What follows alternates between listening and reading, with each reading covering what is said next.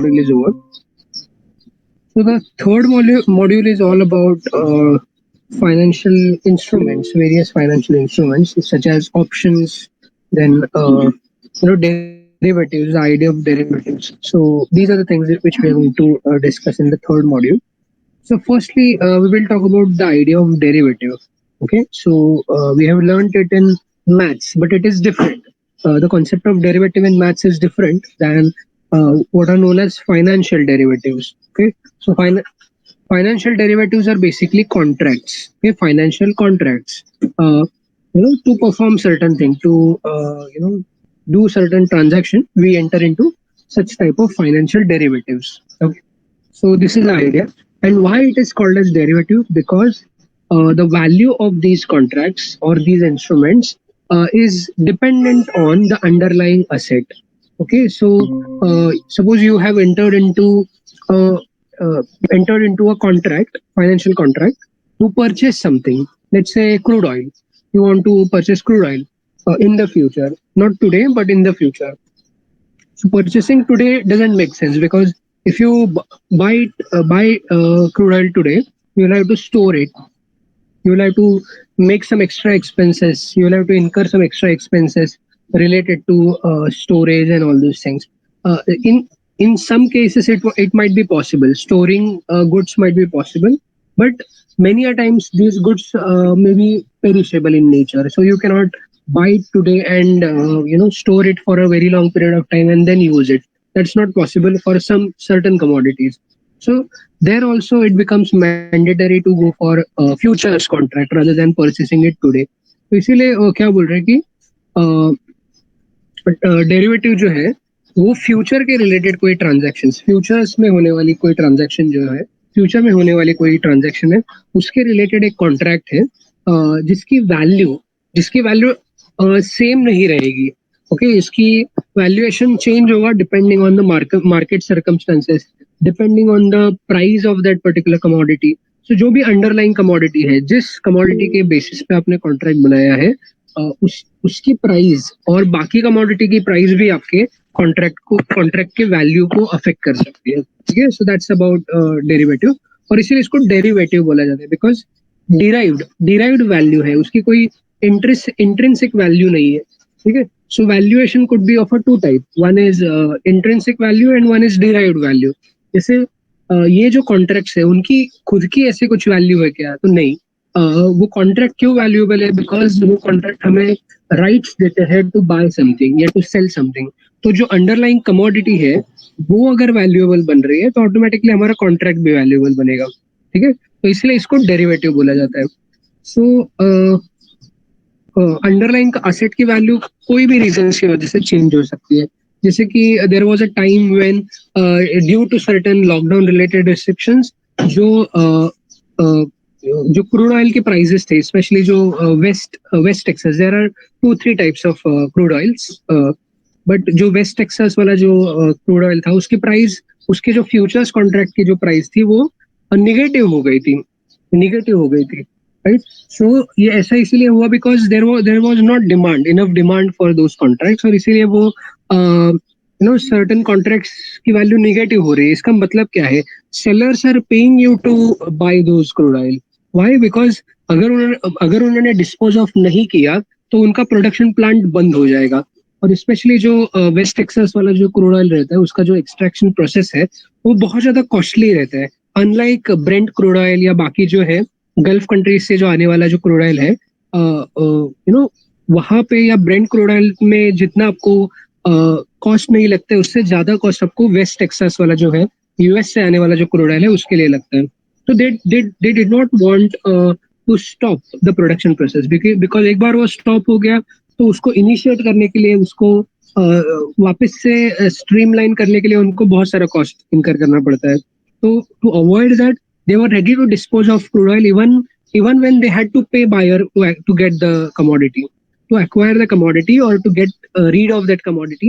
Sellers were ready to pay buyers the extra price.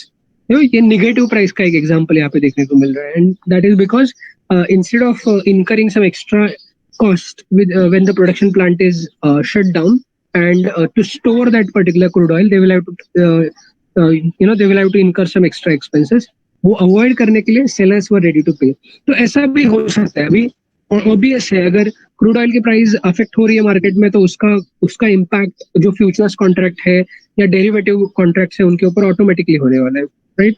Same way you can think of any commodity, कोई भी commodity का जो price है वो उसके कॉन्ट्रैक्ट के इसको अफेक्ट करेगा, ठीक है, कॉन्ट्रैक्ट के वैल्यूएशन को अफेक्ट करेगा। और एक रीजन और एक जो फैक्टर है जो आपके डेरिवेटिव कॉन्ट्रैक्ट के प्राइसिंग को अफेक्ट करता है, that is time. Okay, so suppose अगर मैं आज ही कोई कमोडिटी परचेस कर रहा हूँ तो there won't be any difference between the contract price and the market price, because आज क्या रेट है उसी रेट पे हम लोग कॉन्ट्रैक्ट बनाएंगे, उसी रेट पे। देखो आज अगर परचेस करना है तो वैसे भी कॉन्ट्रैक्ट बनाने की मुझे कुछ जरूरत नहीं है। मार्केट में suppose crude oil specific price में अवेलेबल है, लेट्स से $75 पर बैरल के हिसाब से अगर अवेलेबल है तो उतना प्राइस मैंने पे किया, क्रूड ऑयल परचेस किया, there is no reason why I need to enter into a contract. But अगर मुझे फ्यूचर में क्रूड ऑयल की जरूरत है तो ये सही रहेगा या अच्छा रहेगा कि अगर मैं कॉन्ट्रैक्ट बनाऊं, क्योंकि अदरवाइज ऐसा ना हो कि मैं किसी सेलर के साथ वर्बली ऐसे मैंने बोल दिया कि I will be requiring this much quantity of crude oil and then the seller is not able to give me the required crude oil, तो I am in a fix now, because उस time पे market conditions क्या होगी, मुझे कितना price पे करना पड़ेगा, वो सब अनसर्टेनिटी है। तो मैं ये अनसर्टेनिटी को अगर अवॉइड करना चाह रहा हूँ तो I can enter into such type of derivative contracts, और जिसको मैं फॉरवर्ड या फ्यूचर कॉन्ट्रैक्ट्स बोल सकता हूँ। बेसिक आइडिया समझ में आ गया आपको, what is the idea of derivative? Yes sir. Okay, so derivative contract आपको हर जगह पे देखेंगे, फ्यूचर्स कॉन्ट्रैक्ट वगैरह जो है या फॉरवर्ड कॉन्ट्रैक्ट जो है वो ऑलमोस्ट ऑल असेट्स के ऊपर आपको देखने को मिलेंगे, ठीक है। तो इसमें डिफरेंस वगैरह क्या है वो सब भी हम लोग देख लेते हैं। जैसे कि ये जो इंडेक्स होती है, इंडेक्स के ऊपर भी आपको फ्यूचर्स कॉन्ट्रैक्ट दिखते हैं।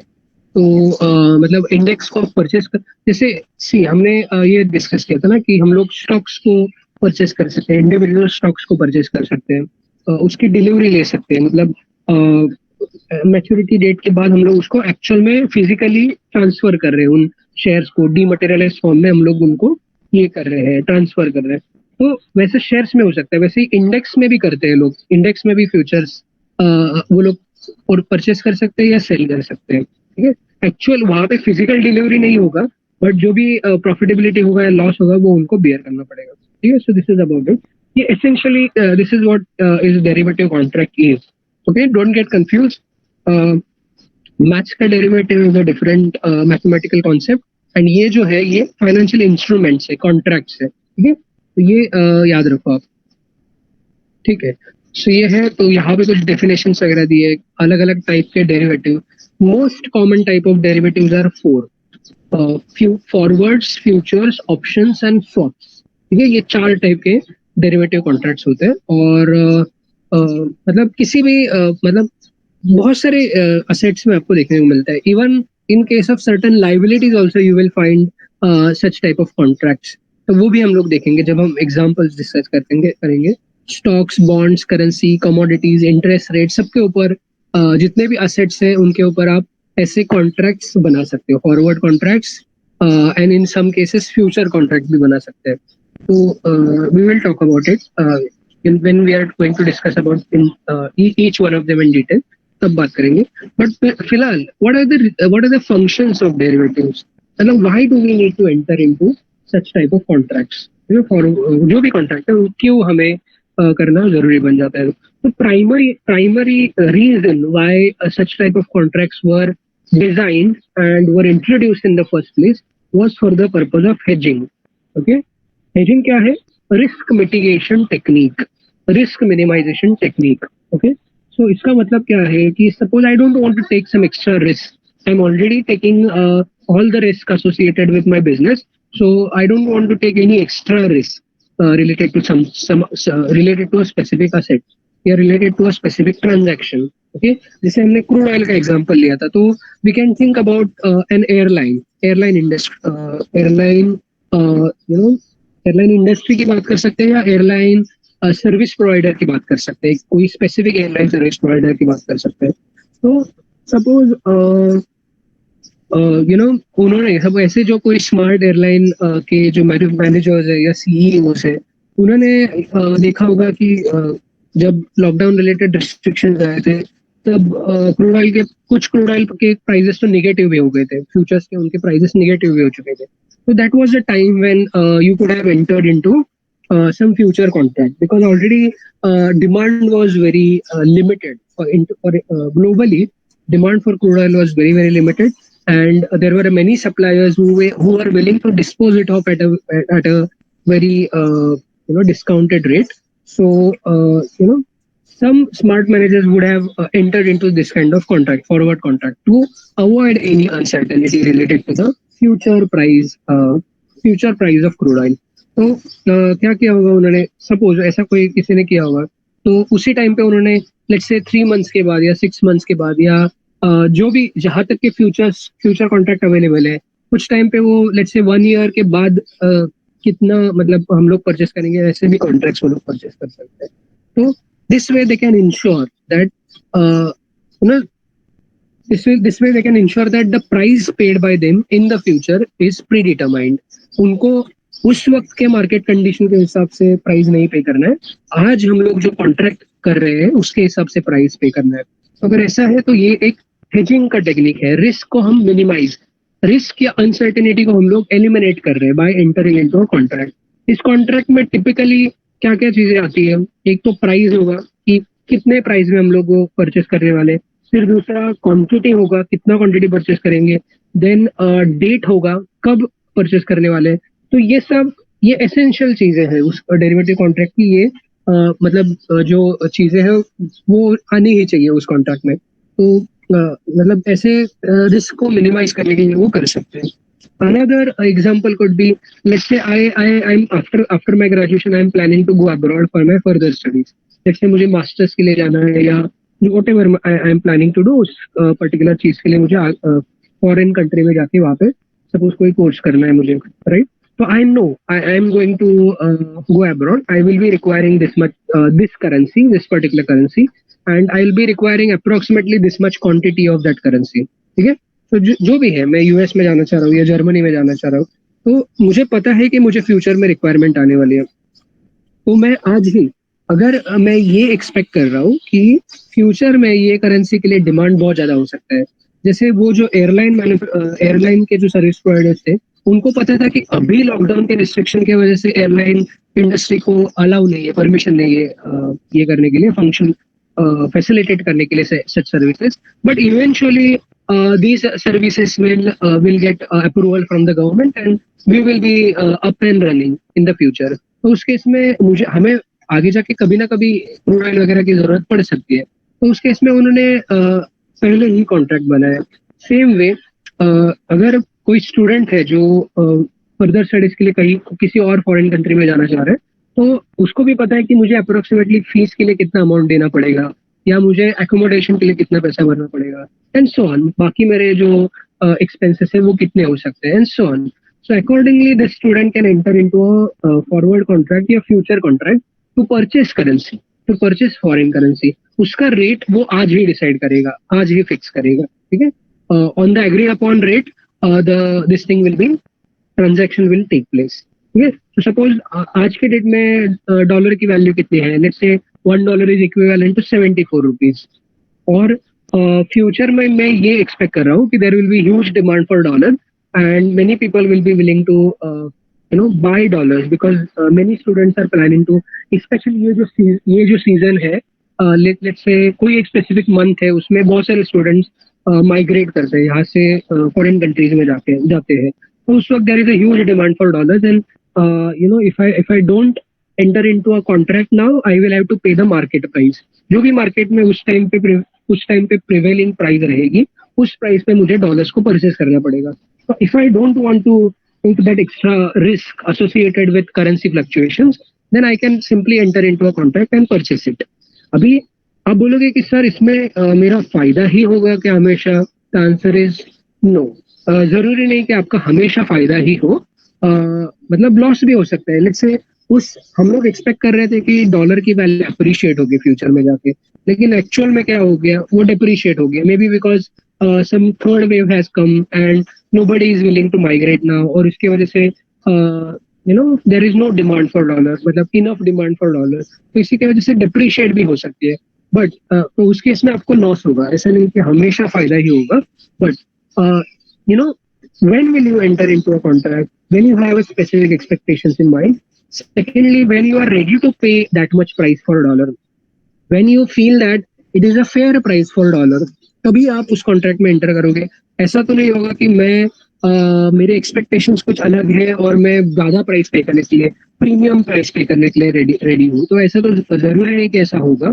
तो this is way of hedging.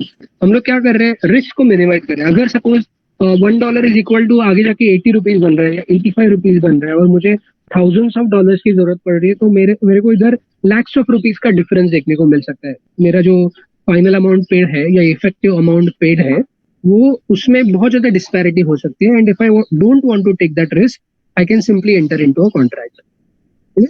So this is a way of hedging.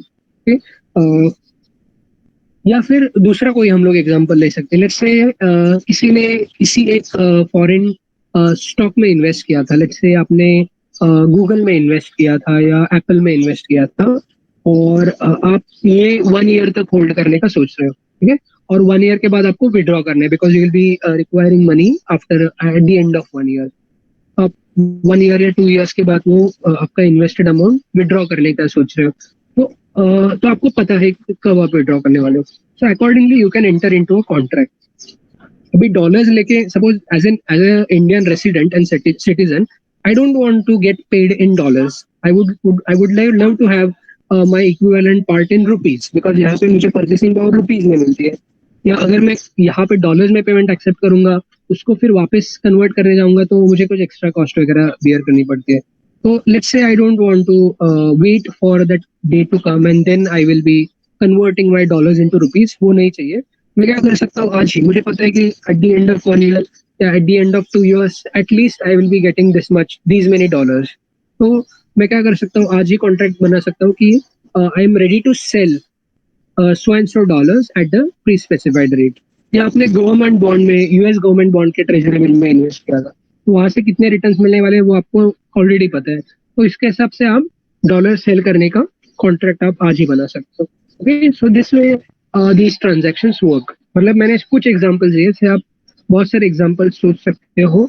And everywhere this type of this idea can be used, the concept of hedging can be used. Okay, जब हम insurance वगैरह purchase करते हैं, वो भी एक तरीका है जिससे हम लोग क्या करते हैं, जिससे हम लोग रिस्क को मिनिमाइज करने की कोशिश करते हैं. okay? इसको हेजिंग बोला जाता है. राइट नाउ, और एक यहाँ पे एग्जांपल दिया है फार्मर का. सो बस this particular farmer knows if everything goes well, I'll be able to produce these many quintals या these many tons of let's say wheat या rice. ये मुझे certain let's say 3 months या 4 months में मुझे इतना एग्रीकल्चरल प्रोड्यूस मिलने वाला है, मुझे अभी पता है. राइट, मुझे ये भी पता है कि अगर बहुत सारे फार्मर्स ने सेम क्रॉप प्रोड्यूस किया और उनको भी बम्पर क्रॉप मिला, उनको भी अच्छा क्रॉप मिला, तो there will be excess supply of wheat in the market and this will lead to downward pressure on wheat prices. That way I'll be losing out a lot of money. I won't be able to get the required profits. तो ऐसे case में मैं क्या कर सकता हूँ, मुझे uncertainty नहीं चाहिए, मुझे बहुत ज्यादा हाई प्राइस भी नहीं चाहिए, बहुत लो प्राइस भी नहीं चाहिए. I am ready to accept moderate returns. तो मैं आज ही कॉन्ट्रैक्ट एंटर कर रहा हूँ कि मैं इतने tons of wheat let's say 3 months के बाद बेचने वाला हूँ at the pre-specified rate to this particular seller. That way I am limiting both my upside as well as downside. मतलब मैं मेरा जो potential high profit scenario था उसको भी लिमिट कर रहा हूँ, potential high loss scenario है उसको भी मैं लिमिट कर रहा हूँ. तो जो रिस्क अवर्स इंडिविजुअल है या जो रिस्क को एलिमिनेट करना चाह रहे हैं अपने लाइफ से, वो लोग ऐसे कॉन्ट्रैक्ट से ये कर सकते हैं, कॉन्ट्रैक्ट का हेल्प ले सकते हैं फॉर मिटिगेटिंग द रिस्क. ऐसे और भी कुछ एग्जांपल्स हैं, और भी बहुत सारे एग्जांपल्स हैं जिसमें हम लोग ये हेजिंग टेक्निक यूज कर सकते हैं. इन्वेस्टर्स भी हेजिंग का कॉन्सेप्ट यूज करते हैं. जब वो किसी पर्टिकुलर स्टॉक में बहुत बड़ी पोजीशन क्रिएट कर रहे हैं, तो वो इक्विवेलेंट रिवर्स पोजीशन भी क्रिएट कर सकते हैं by entering into options. Okay, so that way they will be in a position to minimize the losses when the stock price is moving against them, or it is adversely getting affected. तो उस case में वो वैसे options में भी positions ले सकते हैं. दैट वे रिस्क को मिनिमाइज कर रहे हैं. ठीक है, तो ये कुछ एग्जांपल्स, ये प्राइमरी फंक्शन था. इसके वजह से डेरिवेटिव कॉन्ट्रैक्ट्स लाए गए थे. CME शिकागो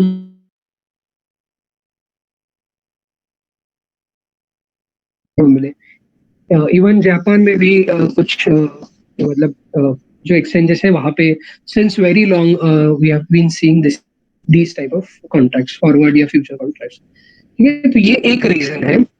दूसरा रीजन क्या है? Speculation. Okay, so speculation is not all that bad. It also helps sometimes. Speculative activities या speculators ये भी एक जरूरी, जैसे जैसे देखो लाइफ में हर एक इंडिविजुअल का अपना अपना रोल है. मतलब पूरे जो इकोसिस्टम है हमारा, उसमें हर एक इंडिविजुअल या एंटिटी या जो भी बीइंग है, लिविंग बीइंग है, उसका अपना अपना एक रोल है. That way these speculators also have a certain role, and they help keep the balance in some cases. Okay, not all the time, they are not good all the time, but sometimes they can help to carry out the proceedings smoothly. तो ये भी है. Speculators होते क्या है, तो होते कौन है? तो जो speculators basically are the people who are riding the tide. So surfing के लिए अगर जो लोग जाते हैं ना, वो क्या करते हैं, जी जहाँ पे ज्यादा टाइड्स है वहां पे वो सर्फ करेंगे, because that is where the most fun is. तो स्पेकुलेटर्स भी वैसे ही है. यहाँ पे जितना ज्यादा वोलेटाइल असेट रहेगा या जितना ज्यादा रिस्की असेट रहेगा, उन असेट्स में वो ज्यादा ज्यादा करके पोजीशंस अपनी बनाएंगे, या वहां पे वो इंटरेस्ट उनका होता है. Because they don't want moderate returns. अगर वो मॉडरेट रिटर्न्स के पीछे रहते तो वो लोग स्पेकुलेटिव एक्टिविटी में इंडल्ज ही नहीं करते. वो स्पेकुलेटर बन रहा है, इसका मतलब ये है कि they are having a big appetite, they want to earn extra returns. Okay, तो स्पेकुलेटर्स क्या करते हैं कि जहाँ पे बहुत ज्यादा ये है वोलेटाइल, वहां पे वो ये करेंगे, ट्रेड करेंगे. तो ये है सी यहाँ पे एग्जाम्पल क्या है. हाँ, सपोज ऐसा एक्सपेक्टेशन है, सपोज कोई एक मेजर इवेंट देखने को मिल रहा है किसी पर्टिकुलर इकोनॉमी में. लेट्स से कोई इलेक्शंस आ रहे हैं, या कोई एक सिविल वॉर कहीं पे इनिशिएट हुआ है, जिसका इम्पैक्ट उनके लॉन्ग रन ग्रोथ प्रोस्पेक्ट्स पे हो सकता है फ्यूचर में. तो ऐसे जो सर्कमस्टेंसेस है, या कोई करेंसी की वैल्यू बहुत ज्यादा डिप्रिशिएट हो रही है because of some issues with the economy, fundamental issues with that economy, या ऐसे जो भी जहाँ पे भी आपको पॉसिबल वोलेटिलिटी दिखेगी या पॉसिबल फ्लक्चुएशंस ज्यादा है, वैसे सिनारियोज में वो लोग एंटर कर सकते हैं, speculators. And that way they will be, जैसे surfers are riding the tides, वैसे speculators are riding the price movements. तो अगर प्राइस मूवमेंट अपस्विंग में है तो वो लोग अकॉर्डिंगली अपनी पोजीशन बनाएंगे, और जो स्विंग्स है उनके हेल्प से वो लोग अपने रिटर्न्स को मैक्सिमाइज करेंगे, या अपने प्रॉफिटेबिलिटी को बढ़ा सकते हैं. डाउन स्विंग में है, कहीं पे उनको दिख रहा है कि asset prices are going down, then they will short that particular market. They will take a reverse position. They will sell the commodities by borrowing, and then they will buy it at the lower price. तो ऐसे activities में speculators are indulging. कोई अगर currency depreciate, जैसे जैसे कि यहाँ पे एग्जांपल क्या दिया है कि suppose US dollar is expected to depreciate significantly in the future compare to euro. Euro के कंपैरिजन में डॉलर अगर बहुत ज्यादा डिप्रिशिएट होने वाला है, तो accordingly speculators will take the position in the market. वो लोग they will dump as many dollars as possible in the market. That way ये एक सेल्फ फुलफिलिंग प्रोफेसी की तरह भी काम करेगा. आप एक्सपेक्ट कर रहे थे कि डॉलर डिप्रिशिएट होगा, आप सबने डॉलर को डंप किया, सेल कर दिया मार्केट में, dollar is going to depreciate, and that way everybody is gaining from it. तो ये है. यहाँ पे प्रॉब्लम ये है कि these are extremely leverage positions.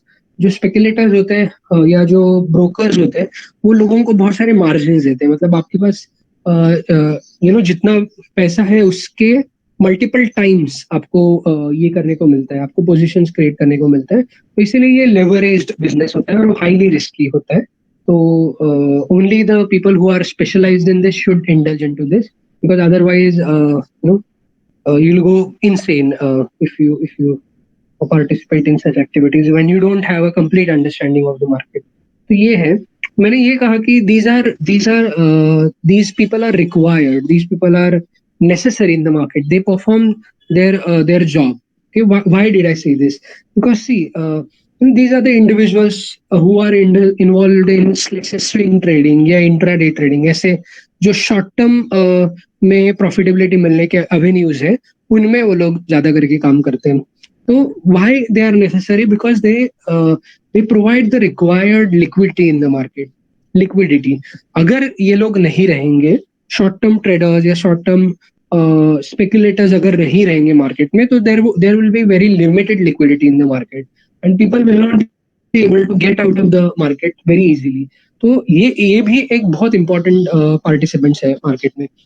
Suppose सभी लोग, let's imagine a scenario where everybody is a long term investor, जैसे वॉरेन बफे का फिलोसॉफी सब लोग फॉलो कर रहे हैं, और सब लोग the best time to hold the asset is forever, ऐसा ये फिलोसॉफी सब लोग फॉलो कर रहे हैं, और कोई बेचता ही नहीं है शेयर। ठीक है, तो उस केस में लिक्विडिटी ही नहीं है मार्केट में, because nobody is ready to cell.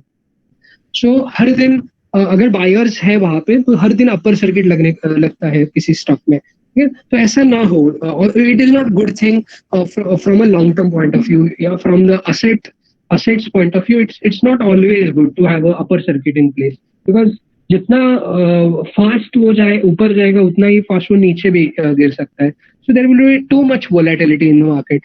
जैसे मतलब जैसे ये जो क्रिप्टो करेंसीज वगैरह है, उनके ऐसे asset prices are highly volatile, these मतलब you know uh, from last so many years they are highly volatile, or because there are hodlers who are holding a lot of currencies, and then if there aren't enough assets in the market that are traded, then there will be too much volatility in the market. So ये speculators भी एक important job perform करते हैं, एक liquidity provide करने का। अगर किसी को सेल करना है किसी दिन, तो there should be buyers in the market. अगर कोई नहीं है तो फिर वो प्रॉब्लमेटिक सिचुएशन है। हमेशा अगर कोई नहीं है तो that is a problematic thing. तो ये एक फंक्शन है। Thirdly, they are saying circumventing regulations. मतलब to get rid of regulations, you can enter into such type of contracts. जैसे कि एक एग्जांपल यहाँ पे दिया है, यूएस का एग्जांपल है। Pension funds, they were not allowed to invest in real estate because it was considered a risky bet. तो इन्होंने क्या किया, pension funds directly real estate में इन्वेस्ट नहीं कर सकते, and there was a housing price bubble in future. Prior to 2007-8, there was a housing price bubble. So asset prices were increasing very rapidly, and they also wanted to be part of that industry. Real estate के जो appreciations है उनसे उनको benefit कर रहा था pension funds को। तो उन्होंने क्या किया, instead of directly investing in real estate, they started investing in instruments which are replicating, tracking the returns of those real estate assets. जैसे कि उन्होंने कुछ कॉन्ट्रैक्ट्स वगैरह जो है ऐसे इन्वेस्टमेंट बैंकर्स की हेल्प ली, जो जिन्होंने मॉर्गेज बैक सिक्योरिटीज जो है वो इशू किया कर रहे थे, और उसमें वो इन्वेस्ट कर रहे थे। तो mortgage back securities are basically their value, these are derivative instruments whose value depends on real estate prices. अगर रियल एस्टेट प्राइसेस बढ़ रहे हैं तो ये मॉर्गेज बैक सिक्योरिटी जो है उसकी भी वैल्यू बढ़ जाएगी, and so and vice versa is also true. तो ऐसे कुछ केसेस में लोग क्या करते हैं कि डायरेक्टली अगर हम लोग कोई चीज नहीं कर सकते हैं, डायरेक्टली इन्वेस्टमेंट नहीं कर सकते, maybe we will buy a derivative instrument of it. ठीक है, so that way we will be able to be part of that growth story, and at the same time we are not doing anything illegal. जो regulations है उसके under ही हम लोग investment activities कर रहे हैं। तो ये भी एक reason है why derivatives are used. Then minimizing trade cost. So derivative help us to avoid certain types of cost and evade them also. Evasion is basically legal way of avoiding certain things, whereas avoid is not illegal, मतलब it is illegal. So ये evasion versus avoidance ये जो term है generally taxation में use किया जाता है. So tax evasion versus tax avoidance. Tax evasion is when you are legally minimizing your tax liabilities. तो उसको टैक्स एवेजन बोला जाता है. मे बी आप इंश्योरेंस पॉलिसी परचेस कर रहे हो या इन्वेस्टमेंट्स कर रहे हो प्रोविडेंट फंड में वगैरह, तो up to a certain level your taxable income is going down, तो your tax liability is also going down. तो ये लीगल वे है. अवॉइडेंस मतलब आप रिपोर्ट नहीं कर रहे हो इनकम को, अगर आप अंडर रिपोर्ट कर रहे हो तो that is a illegal way of avoiding taxes. तो वैसे ही यहाँ पे derivative contracts could be used to avoid and evade certain transaction costs. Okay, so यहाँ पे एग्जांपल क्या दिए, हाँ यहाँ पे एग्जांपल दिया है लोन का. ठीक है, लोन का एक एग्जांपल दिया है. जब आपने स्टार्टिंग में लोन लिया था तो उस वक्त वो फिक्स्ड इंटरेस्ट के ऊपर आपने लिया था लोन. अगर आपको ये फिक्स्ड इंटरेस्ट से अभी आपको लग रहा है कि फ्लोटिंग इंटरेस्ट या फ्लेक्सिबल इंटरेस्ट रेट या पॉलिसी डिपेंडेंट जो इंटरेस्ट रेट रहते हैं, पॉलिसी रेट डिपेंडेंट जो इंटरेस्ट रेट रहते हैं, MCLR वगैरह, वैसे इंटरेस्ट रेट के बेसिस पे आपको लोन चाहिए, तो आप वो स्विच कर सकते हैं. लेकिन स्विच करने जाओगे तो आपको प्रोसेसिंग फीस है, कुछ एक्स्ट्रा आपको पैसा वगैरह वहां पे भरना पड़ सकता है इसके रिलेटेड. ठीक है, तो वो अगर आप नहीं चाहोगे, ट्रांजेक्शन कॉस्ट अगर आपको इनकर नहीं करनी है, तो आप you can continue to have the same loan with the fixed interest, fixed interest rate paid on that particular borrowed amount, and you can exchange your liability with somebody else. So जिसके पास flexible interest rate वाला loan है, वो अगर आपके साथ अपनी liability को share करना चाहेगा तो वो कर सकता है. तो इसको बोला जाता है स्वैप. ठीक है, these are slightly complex instruments relatively speaking. तो यहाँ पे आप एक्चुअल लोन अमाउंट ये नहीं कर रहे हो, स्वैप्स नहीं कर, मतलब एक्सचेंज नहीं कर रहे हो, या आप कुछ प्रोसेसिंग फीस वगैरह कुछ नहीं भर रहे हो बैंक्स को. आप सिंपली क्या कर रहे हो, आप अपनी लाइबिलिटीज को किसी और के साथ, जो अपनी लाइबिलिटी आपके साथ ट्रेड करना चाहेगा, ऐसे इंडिविजुअल के साथ आप कॉन्ट्रैक्ट कर सकते हो. तो इसको स्वैप्स बोला जाता है, इंटरेस्ट रेट स्वैप्स. तो ऐसे कुछ इंस्ट्रूमेंट्स यूज करके you can avoid paying certain unnecessary transaction costs. Okay, so ये है, ये ट्रेड कॉस्ट, ये ट्रांजैक्शन कॉस्ट को मिनिमाइज करने का काम करता है. So these are some of the reasons, yeah, advantages of using derivatives. But of course, there are some some limitations also of these contracts. कुछ cases में वो volatility को बढ़ा भी सकता है. ऐसे जो instruments है वो बढ़ा भी सकते हैं, because see what is happening is when you are investing or when you are trading in that actual asset, you have a limited means to be part of that particular asset. But when you are entering into or when you are buying additional instruments, जैसे कि derivative वगैरह, अगर आप derivatives वगैरह या forward या future contracts अगर आप परचेस कर रहे हो, तो आपके पास एडिशनल एक्सपोजर मिल रहा है उस पर्टिकुलर एसेट का. तो कुछ केसेस में ये काउंटर प्रोडक्टिव भी हो सकता है. अगर आपने सिर्फ असेट्स में, सपोज किसी शेयर्स में आपने इन्वेस्ट किया होता, there is a maximum number of shares that you can purchase. और जब आप फॉरवर्ड या फ्यूचर कॉन्ट्रैक्ट में एंटर कर रहे हो, तो वहां पे अनलिमिटेड जितने लोग सेल करने के लिए रेडी है उतने लोगों से आप परचेस कर सकते हो, provided you have the required money to pay for those things. वहां पे कुछ केसेस में ये एडिशनल प्रॉब्लम्स भी क्रिएट कर सकता है. ऐसा नहीं कि everything is good about it, limitations भी है उसके. So this was about it. Now यहाँ पे कुछ सैलिएंट पॉइंट्स दिए हैं, जो हम मतलब बोल सकते हैं इंपॉर्टेंट पॉइंट्स यहाँ पे दिए जा रहे हैं. तो क्या है कि it derives value from underlying asset, from the value of underlying asset. ये फर्स्ट पॉइंट है. Secondly, they have characteristics of high leverage and of being complex in their pricing and trading mechanism. तो it's not very similar to the way assets are traded. थोड़ा सा additional complexity यहाँ पे आपको देखने को मिलता है, और हाईली लेवरेज होता है, बिकॉज आपको आप अपने अवेलेबल अमाउंट से भी ज्यादा यहाँ पे ट्रेड्स कर सकते हो, मार्जिन आपको दिए जाते हैं. तो ये borrowed, it's like borrowed fund. तो उसके बेसिस पे आप ट्रांजेक्शन करते हो, तो इसलिए it is slightly leverage kind of thing. Then derivatives enable price discovery, improve liquidity of the underlying asset, serve as a effective hedge instrument, and offers better way of raising money. तो बहुत सारे characteristics यहाँ पे discuss हो रहे हैं. Price discovery mechanism में वो हेल्प करता है. और जैसे मैंने कहा कि अगर कोई असेट ट्रेड ही नहीं हो रहा है तो उसको उसके बारे में आपको उसका एक्चुअल वैल्यू पता ही नहीं चलेगा. There is a company which I was, which I was looking at 1 year back. So I am not able to recollect its name, and I don't know the exact price of it right now. But this company had a huge stake in one of the large cap company. जो Asian paint है उसमें उनके बहुत सारे stake था. ठीक है, बहुत सारा स्टेक था. अभी एशियन पेंट का अगर आप शेयर का प्राइस देखोगे तो it's in thousands of rupees around. मुझे again I don't know exact amount, but around 2000 के आसपास कुछ एक एशियन पेंट के शेयर का प्राइस है. और ये एशियन पेंट कंपनी में बहुत सारा स्टेक इस पर्टिकुलर कंपनी का था, मतलब ओनरशिप बहुत सारी इसके पास थी. तो ये जो होल्डिंग कंपनी है उसकी उसका शेयर प्राइस ज्यादा होना चाहिए, उसका वैल्यूएशन ज्यादा होना चाहिए. But it was available at around 11 rupees उस टाइम, मतलब एक साल पहले की बात बता रहा हूँ. It was only available at 11 rupees. Now you would say if a company has such a good asset in their portfolio, its value should be high.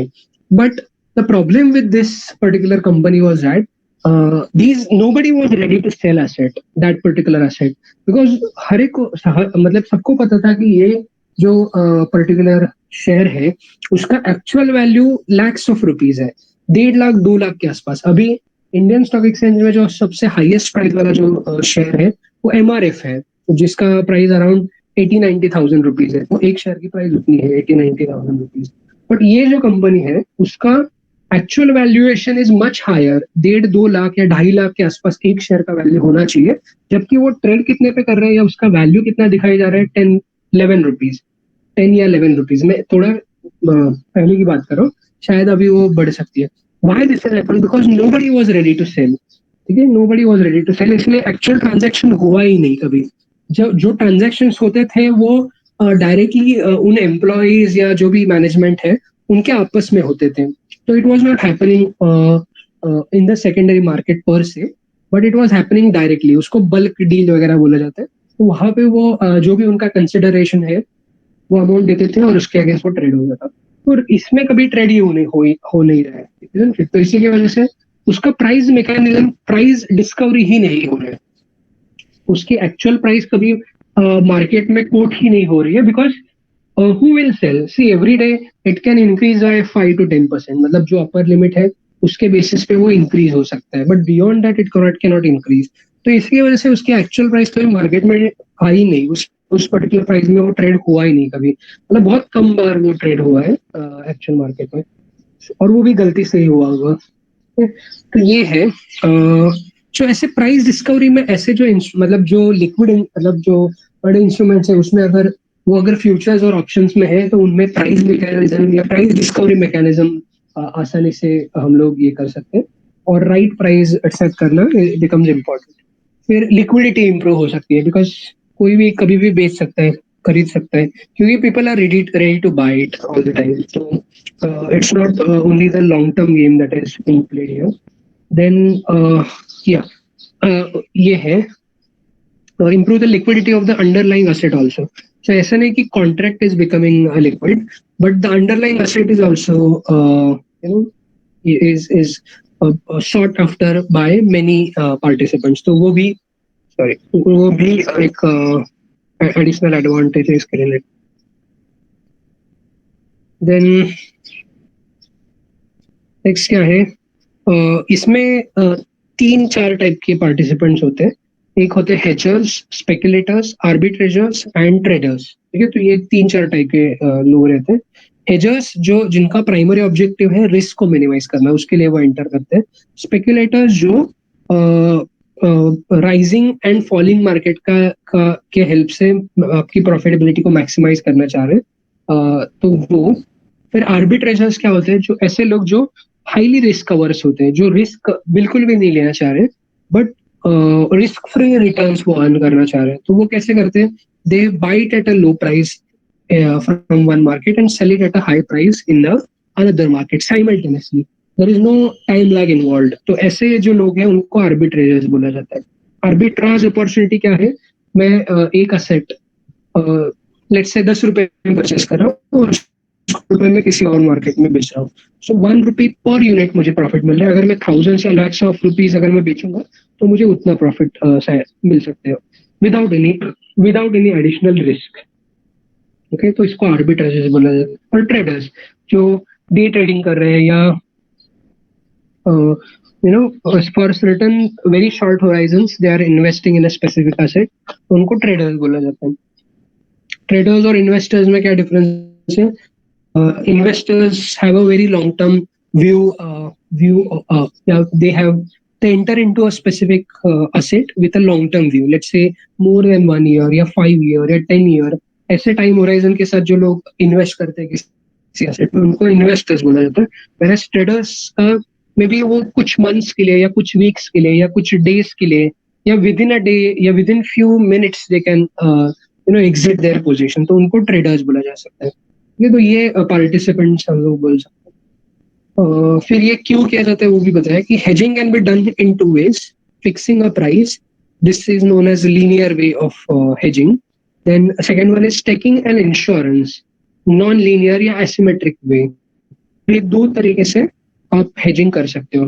मतलब आप क्या कर रहे हो, कॉन्ट्रैक्ट बना रहे हो कि this is the price at which I am going to purchase this particular asset, ये लीनियर वे हो गया। इंश्योरेंस ले लिया कि सपोज वो particular asset because of some reason अगर खराब हो रहा है या उसकी प्राइस अगर बहुत कम हो रही है तो उस केस में the insurance company is suppose to pay me that particular amount. वैसे अलग अलग तरीके से हम लोग उसको रिस्क को मिटिगेट कर सकते हैं। तो ये हो गया उसके features and all that. Now types, जैसे मैंने कहा there are four types of instrument. Okay, before talking about this, कोई डाउट है अभी तक जो भी हमने डिस्कशन किया उसके रिलेटेड, कोई doubt question? No, sir. Okay, correct, ठीक है। सो types of derivatives, first type of derivative is forward contract. Forward contract क्या होता है, ये जो कॉन्ट्रैक्ट है फॉरवर्ड कॉन्ट्रैक्ट, ये कोई भी दो पार्टीज आपस में कॉन्ट्रैक्ट बना सकते हैं। तो उसको फॉरवर्ड कॉन्ट्रैक्ट बोला जाता है। कि फ्यूचर में हमें कोई एक स्पेसिफिक ट्रांजैक्शन करनी है, उसके रिलेटेड जो हम लोग स्पेसिफिकेशंस डाल रहे हैं उसको फॉरवर्ड कॉन्ट्रैक्ट बोला जाता है। और इसमें हम लोग कस्टमाइज्ड कॉन्ट्रैक्ट भी बना सकते हैं, मतलब टेलर मेड, जैसे जैसे हमारी जरूरत है उसके हिसाब से हमने कॉन्ट्रैक्ट बनाया। तो ऐसे कस्टमाइज या पर्सनलाइज कॉन्ट्रैक्ट्स जो होते हैं उनको फॉरवर्ड कॉन्ट्रैक्ट बोला जाता है। तो कोई भी हो सकता है, एक फार्मर और ट्रेडर के बीच में हो सकता है, फार्मर और रेस्टोरेंट ओनर के बीच में हो सकता है, या कस्टमर एंड मैन्युफैक्चरर के बीच में हो सकता है, एंड सो ऑन। ऐसे कोई भी दो पार्टीज मिलके आपस में अगर कॉन्ट्रैक्ट बना रहे हैं, रिटर्न में हो एक्सप्लिसिट जो भी है, रिटर्न में होंगे वही ये होते हैं इन्फोर्सेबल होते हैं, लीगली इन्फोर्सेबल होते हैं। वर्बली इसके ऊपर हम लोग आजकल ये नहीं कर सकते ना कि अरे उसने मुझे बोला था कि वो इतने में बेचने वाला है लेकिन उसने नहीं बेचा, तो उसकी बेस वो इन्फोर्सेबल नहीं है कॉन्ट्रैक्ट। बट जो रिटर्न होते हैं उनको हम लोग आज के टर्मिनोलॉजी में कॉन्ट्रैक्ट बोल सकते हैं। तो ऐसे जो भी कॉन्ट्रैक्ट है उनको फॉरवर्ड कॉन्ट्रैक्ट बोला जाता है। To buy something in the future या टू सेल समथिंग, मतलब बायर के पॉइंट ऑफ व्यू से देखा जाए तो वो it is a contract to buy something, और वो लीगली बाइंडिंग है दोनों के ऊपर। अगर वो रिटर्न है सही से उन्होंने फॉर्म किया है, लीगल ट्रांजैक्शंस में वो लोग अगर कॉन्ट्रैक्ट कर रहे हैं तो वो लीगली इन्फोर्सेबल है और बाइंडिंग रहेगा दोनों के लिए। तो suppose as a seller of specific, जैसे मैं मुझे कार बेचनी थी, एक स्पेसिफिक कार बेचनी थी, कस्टमाइज कार थी, ऐसी बहुत ही यूनिक कार है और ऐसी कोई कार कहीं और अवेलेबल नहीं है, ठीक है। और सिर्फ एक ही पार्टी ऐसा है कि ये कार परचेस करने के लिए रेडी है, ठीक है। तो हम दोनों ने आपस में मिलकर कॉन्ट्रैक्ट बनाया कि I am ready to sell this car at a pre specified date, मतलब मैं आज ही डिसाइड कर रहा हूँ कब बेचूंगा, कितने प्राइस में बेचूंगा एंड सो ऑन। ठीक है, बाकी स्पेसिफिकेशंस में दे सकता हूँ एंड सो ऑन। तो सपोज सपोज बायर का मन बदल गया अभी, लेट्स से 3 मंथ्स का टाइम था, 2 महीने में उसको लगा कि यार मुझे अभी जरूरत नहीं है इस कार की, तो कैन ही और she exit from this particular contract? दोनों अगर म्यूचुअली डिसाइड कर रहे हैं तो ठीक है, तो बायर बोल रहा है कि मैं आपको थोड़ा सा कॉम्पेंसेशन दे देता हूँ, हम लोग ये कॉन्ट्रैक्ट एनफोर्स नहीं करेंगे। अगर म्यूचुअली वो लोग एग्री कर रहे हैं तो दैट इज फाइन। बट अगर सेलर एग्री नहीं कर रहे हैं, seller is losing out in the process, तो उस केस में he or she can enforce this contract. It is a binding one on the buyer. Buyer will have to either take the physical delivery, or he or she will have to sufficiently compensate the seller for not taking the delivery. Sufficient को remuneration या compensation उनको देना जरूरी है। तो this is about forward contract. यहाँ पे of course अगर ये कोई भी दो इंडिविजुअल्स बना सकते हैं तो इसमें there is something known as counter party risk. Counter party risk क्या है? जहाँ पे सामने वाली पार्टी अगर अपने जो ऑब्लिगेशन है उनको फुलफिल नहीं कर रहे हैं तो उसको काउंटर पार्टी रिस्क बोला जाता है। सपोज मेरे एंड से what are the things that were required from my end as a seller, I need to I need to take proper care of that particular asset which I'm going to sell after 3 months। ठीक है, तो मेरे side से जो obligations थे वो मैंने fulfil किए, लेकिन सामने वाला जो पार्टी है, काउंटर पार्टी जो है, वो अगर अपने ऑब्लिगेशंस को फुलफिल नहीं कर रहे हैं उसको आप काउंटर पार्टी रिस्क बोल सकते हो। और ये काउंटर पार्टी रिस्क को अलग अलग नाम से जाना जाता है based on what is exactly happening which is causing the either of the two party not to fulfill their obligations। अगर ऐसा है उसको अलग अलग नाम से जाना जाता है, बट इसका मतलब क्या है, काउंटर पार्टी रिस्क क्या है ये। और और क्या है,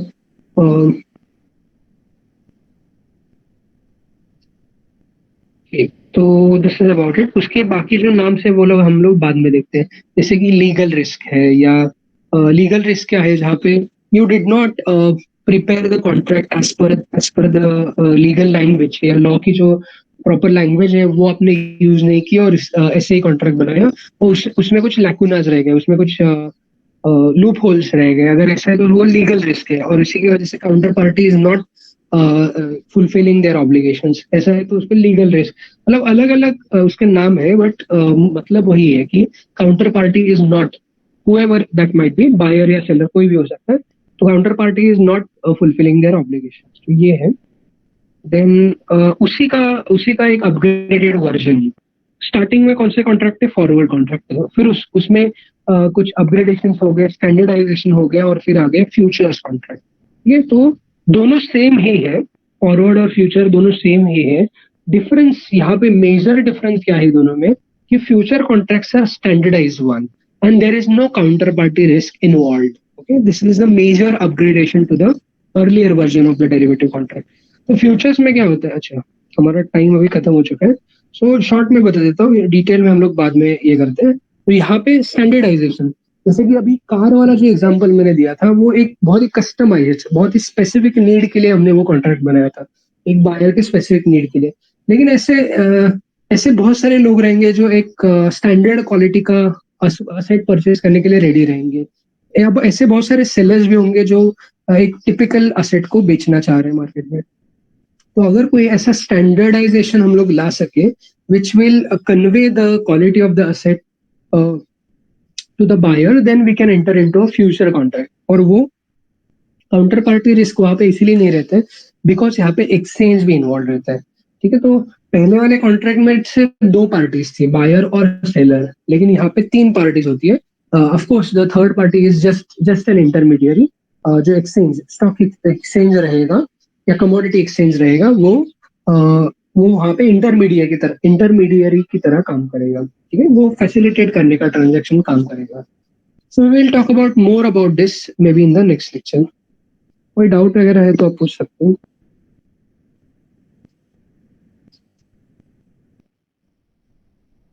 No? Okay, so let's meet in some time for the next lecture. Bye bye.